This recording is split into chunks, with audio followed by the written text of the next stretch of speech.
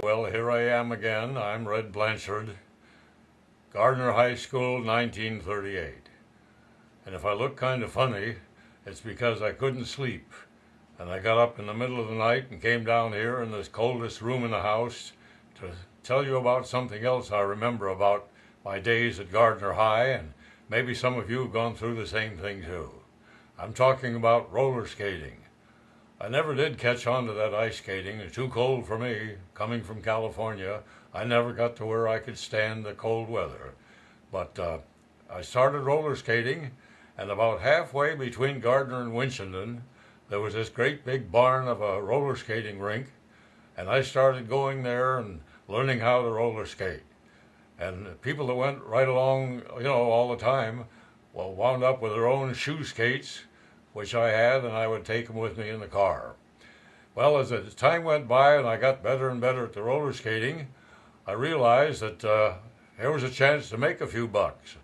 As a sort of a small-time impresario, I made a deal with a bunch of girls up in Winchendon that I would come to their house and pick them up and take them to the roller skating rink, and then after the place closed down at night, then I'd take them all home.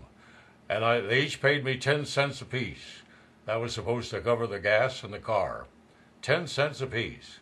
Well, worked out pretty good. I had this 1931 Chevy at first. Then I got a 1935 DeSoto Airflow. Now there's a real car. Anyway, the DeSoto Airflow would hold about 5 or 6 people, but I realized that I could, if I would get a trailer, maybe I could put some more in. So I did. I bought an old trailer with a roof over it, and the back end was open.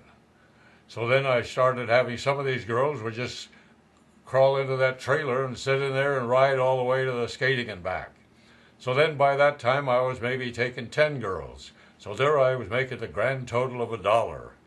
Well, I took them all home after the job, after the skating I mean. They all felt really safe because some creeps there weren't picking them up, and their parents all appreciated the fact that somebody would pick them up and bring them home in one piece, which is what I did. I must say, though, that I started going with one of the girls, and her name was Pauline Maria Gramellini. And believe it or not, in recent years, after my wife died, I've made an effort to locate her in case you wonder if she's still alive. But have you ever tried to locate a girl by their maiden name?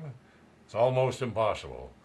And you never know what name they got when they were married, so I never found Pauline, and for all I know, she could be dead years ago, as so many of us, our classmates are.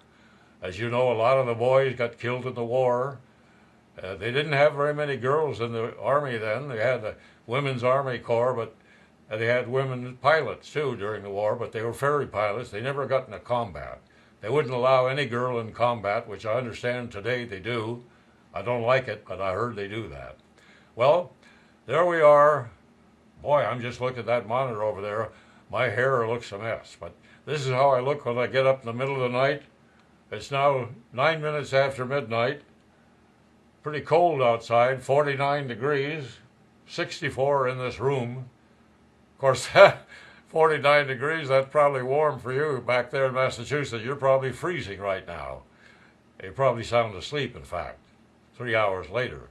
Well, I'm going to post this on the website and let you see the real Red Blanchard, your fellow graduate from 1938. And until I make another video, and by the way, let me remind you, please, send me your name and address. There's an email button to click on the website. And please send me your videos. Any way you can get them to me, I will post them on the website, and I don't like to be the only one on there, okay? So send me a video, and we'll get it up right away.